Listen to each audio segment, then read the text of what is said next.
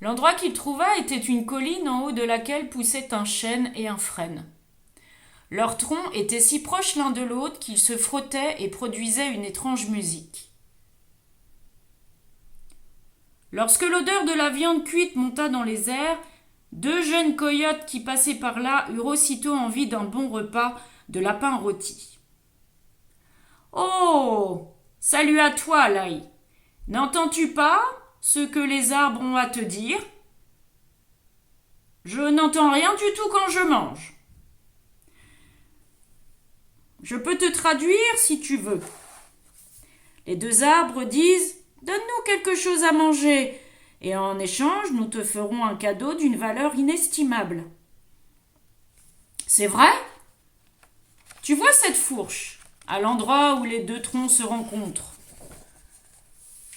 C'est là qu'est placé le cadeau des arbres, et c'est là que tu dois placer la viande. Je n'ai pas besoin de tes conseils, je ne suis pas idiot.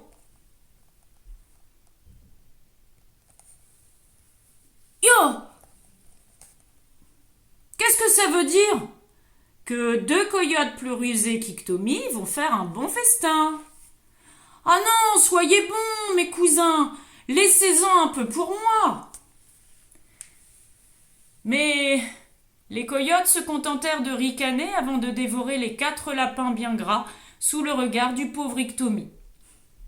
Ils mangèrent tout, même les os, et n'en laissèrent pas une miette aux piégeurs piégés. Et c'est la fin de cette histoire. Qu'est-ce que vous avez à me regarder avec vos petits yeux de lapin? L'histoire est finie, alors dehors tout le monde. Allez, il est tard, et vos parents vont s'inquiéter. Les amis, cette histoire m'a donné une idée. Je vous la dirai demain matin.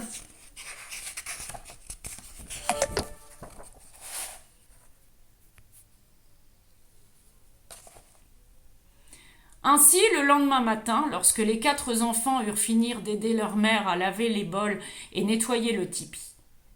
Les amis, je crois avoir trouvé un bon moyen de donner une leçon à ce gros mal élevé d'Oka.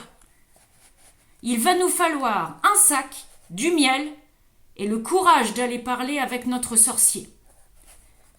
Écoutez un peu. Psst, psst, psst. Ah ah ah ah, génial. Hi hi hi hi. Bonjour.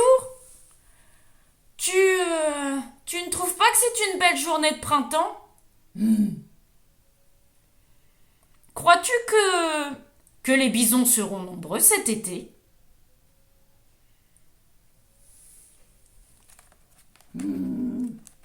Dépêche! Et que penses-tu qu'il y aura beaucoup de neige cet hiver? Oh, tes questions m'ennuient, petite libellule.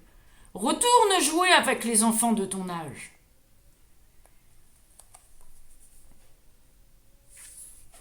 Alors, regardez ça. Première mission accomplie.